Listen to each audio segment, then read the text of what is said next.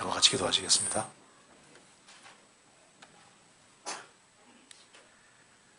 자비로우신 하나님 아버지 감사합니다. 오늘도 저희들을 한자리에 불러 모아주시고 하나님의 말씀으로 궁금한 것들을 같이 생각해 보려고 합니다. 주님께서 이 가운데 함께해 주시고 두루 역사해 주옵소서. 하나님의 말씀으로 영혼을 환하게 밝혀주시고 마음속에 있는 여러 가지 의문들을 제해 주시고 우리의 행보를 말씀 위에 굳게 세워 주옵소서. 특별히 다음 주부터 있을 집회 가운데 주 성령께서 함께해 주시고 말씀을 증거하시는 이영민 목사님에게 지혜와 총명과 능력을 주시고 또 새로 구원받을 만한 사람들을 많이 연결시켜 주셔서 주님께 영광과 찬송이 돌아가는 집회가 되도록 도와주옵소서. 또 다음 주 집회에 동참할 수 있는 기회를 주시고 봉사할 수 있는 기회를 주시는 것을 감사합니다. 오늘 이 시간도 함께해 주시고 도와주시기를 간절히 의지하오며 주 예수 그리스도 이름으로 기도하옵나이다. 아멘. 질문 이어서 한번 계속 생각해 보겠습니다. 청년들을 좀 많이 참석하라고 했는데 청년들이 많이 왔는지 모르겠습니다. 어디 많이 온 것 같은가요? 예.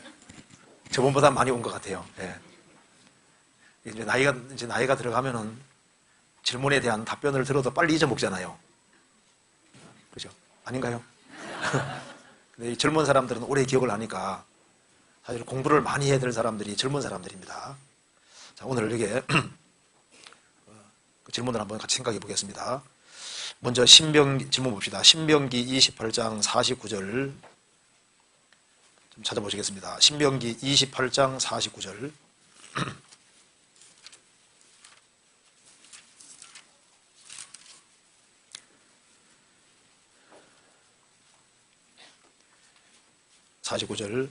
곧 여호와께서 원방에서 땅끝에서 한 민족을 독수리의 나름같이 너를 치러 오게 하시리니 이는 내가 그 언어를 알지 못하는 민족이요 그 용모가 흉악한 민족이라. 노인을 돌아보지 아니하며 유치를 긍휼히 여기지 아니하며. 이 말씀에서 여기에서 한 민족은 어느 민족인지요? 뒤에 성경 신명기 28장 52절부터 52절까지 읽어보면은 로마 타이터스 장군에 의해 벌어질 일들에 대한 예언처럼 보입니다. 그런데 49절에 그 민족을 원방 땅끝에서 왔다고 하니 로마가 아니라 러시아나 중국 같은 동방민족으로 볼 수도 있지 않을까요?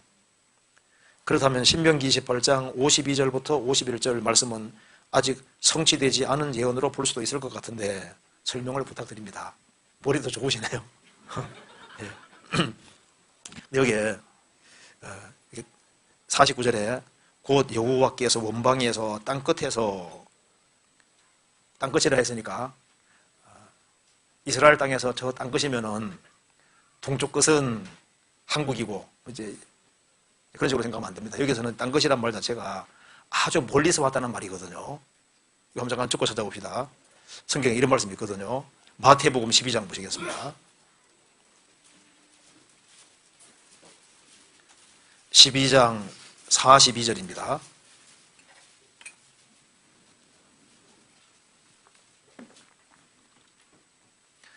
심판 때 남방 요왕이 일어나 이 세대 사람을 정죄하리니 이는 그가 솔로몬의 지혜로운 말을 들으려고 땅끝에서 왔음이니와 솔로몬보다 더 큰 이가 여기 있느니라. 예수님이 말씀을 증거하셨지만은 이스라엘 민족은 예수님 말씀을 계속적으로 배척했습니다. 그래서 예수님 말씀하시기를 심판 때, 최후의 심판 때 가르칩니다. 최후의 심판 때 남방 여왕 시바 여왕입니다. 에티오피아에 있는 시바 여왕이 일어나 이 세대 사람을 정죄하리니 이는 그가 남방 여왕 그녀가 솔로몬의 지혜로운 말을 들으려고 땅끝에서 왔음이오니와 에티오피아에서 온 겁니다. 솔로몬보다 더 큰 이가 여기 있느니라.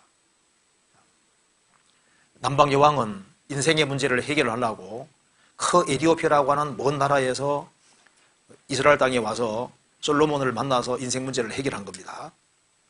자, 나는 그렇게 멀리 와서도 인생 문제를 해결했는데 이스라엘아, 너희들은 예수님이 오셨고 가장 가까이에서 예수님 말씀을 들었고 예수님은 솔로몬보다 더 지혜로운 분인데 그 말을 안 들었으니 너희는 핑계할 수 없다. 심판에 대해서 핑계 못한다는 말입니다. 심판 받을 수밖에 없다는 겁니다. 여기서 이제 에디오피아를 가리켜서 땅 끝에서 왔다 그렇게 말했죠. 아주 멀리서 왔다 그런 말인 겁니다. 그래서 여기에 신명기 28장 49절에 곧 여호와께서 원방에서 땅 끝에서 한 민족을 이렇게 말씀했습니다. 그러니까 이 당시에는 교통이 발전하지 않은 시대잖아요. 그렇죠? 그러니까 지금은 뭐 비행기도 있고 하니까, 그런데 옛날에는 땅 끝에서 왔다, 멀리서 왔다 그러면 멀리서 왔다 그런 말입니다. 땅 끝이라 그러니까 이거 혹시 한국에서 온 것이 아닌가, 러시아나 중국 같은 동방민족으로 볼 수 있지 않을까요? 근데 이건 확대 해석이고, 여기서는 직접적으로는 로마 쪽이 맞을 겁니다. 왜냐하면은 거기에 68절 봅시다. 신명기 28장 68절에 봅시다. 여호와께서 너를 배에 실으시고 전에 내가 고하여 이르시기를 내가 다시는 그 길을 보지 아니하리라 하시던 그 길로 너를 애굽으로 끌어가실 것이라. 거기에서 너희가 너희 몸을 대적에게 노비로 팔려하나 너희를 살 자가 없으리라. 실제로 로마 군대가 쳐들어와서 유대인들을 110만 명을 죽이고 이스라엘 민족을 포로로 많이 잡아갔고, 일부는 실제로 에집트에 팔아먹었습니다. 팔아먹고, 그래서 여기에 한 민족은 어느 민족인지요? 이스라엘을 여러 민족이 쳐들어왔습니다. 아시리아도 쳐들어오고 바벨론도 쳐들어오고 로마도 쳐들어오고 많이 쳐들어왔는데요. 여기서는 직접적으로는 로마 쪽으로 이해하는 것이 가장 합당합니다. 그래서 49절에 곧 여호와께서 원방에서 땅끝에서 한 민족을 독수리 나름같이 너를 치러 오게 하시리니 이는 내가 그 언어를 알지 못하는 민족이요 용모가 흉악한 민족이라. 노인을 돌아보지 아니하며 육체를 긍휼히 여기지 아니하며. 그래서 유대인들을 아주 무자비하게 죽였습니다. 그리고 유대인들을 전세에 흩어버렸습니다. 신명기를 이해할 때 모세가 이 성경을 기록할 때 벌써 예수님이 오시는 걸 배척하는 것까지 다 염두에 두고 얘기를 하는 겁니다. 그러니까 이게 창세기부터 신명기까지 이렇게 읽어보면은 신명기 18장에 뭐라고 되어 있는지 아시죠? 이 신명기 창세기부터 신명기까지를 모세가 기록했는데요. 예수님이 뭐라 말씀하셨냐 하면은 모세가 나에 대해서 기록했다, 이렇게 예수님이 말씀하셨습니다. 그러니까 예수님이 직접 말씀하시기를 모세가 나에 대해서 증거했다, 그렇게 말씀하셨습니다. 성경 한번 찾아봅시다. 요한복음 5장 한번 찾아보세요.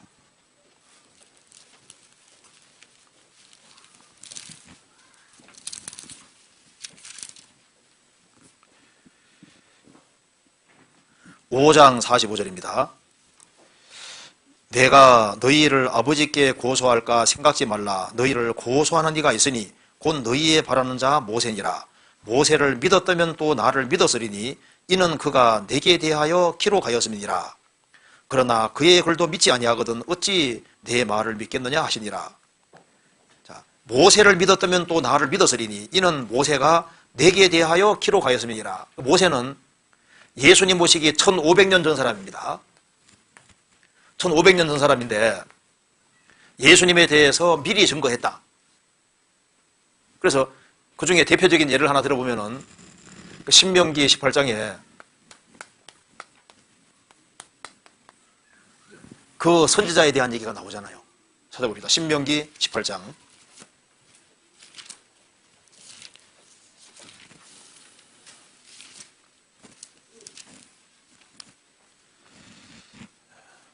(18장) 18절입니다.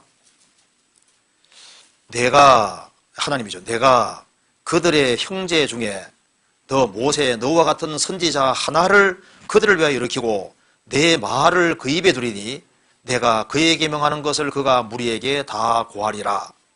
무릇 그가 내 이름으로 고하는 내 말을 듣지 아니하는 자는 내게 벌을 받을 것이요.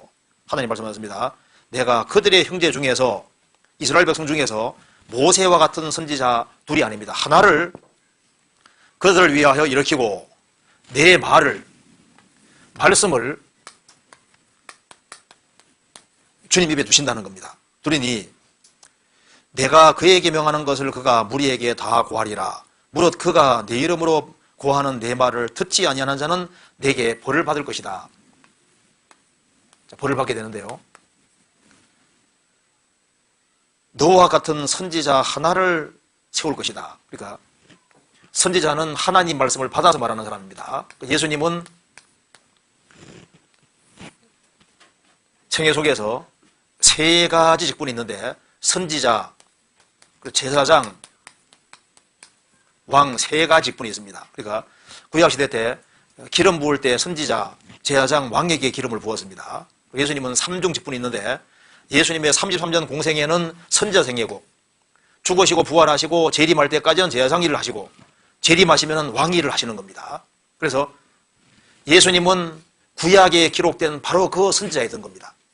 성경 찾아봅시다. 요한복음 6장.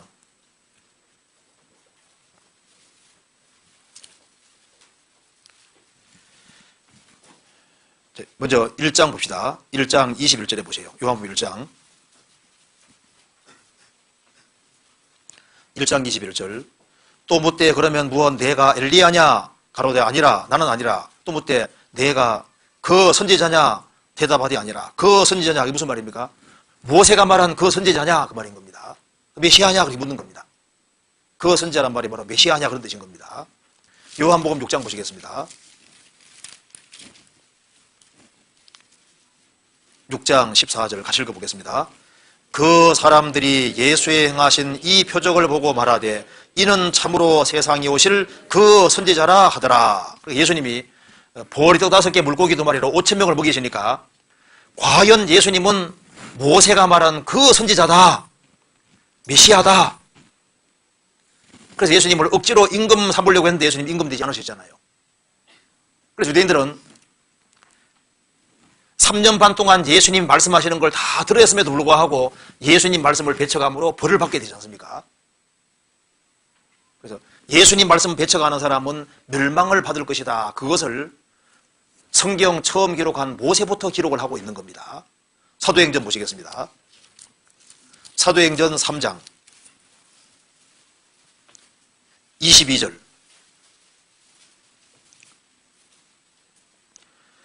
모세가 말하되 주 하나님이 너희를 위하여 너희 형제 가운데서 나 같은 선지자 하나를 세울 것이니 너희가 무엇이든지 그 모든 말씀을 들을 것이니라.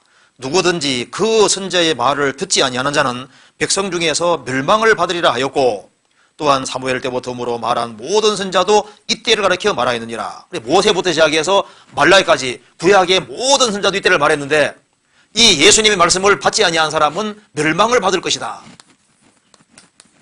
그래서 이스라엘 민족은 예수님을 배척했고 그 결과 예수님 배척한 결과 유대인들이 얼마나 비참하게 망할지가 신명기 28장에 자세히 기록되어 있는 겁니다. 그래서 이스라엘 민족이 선지자들을 대적하고 함으로써 바벨론 침공도 받기도 하고 잡혀가기도 되잖아요.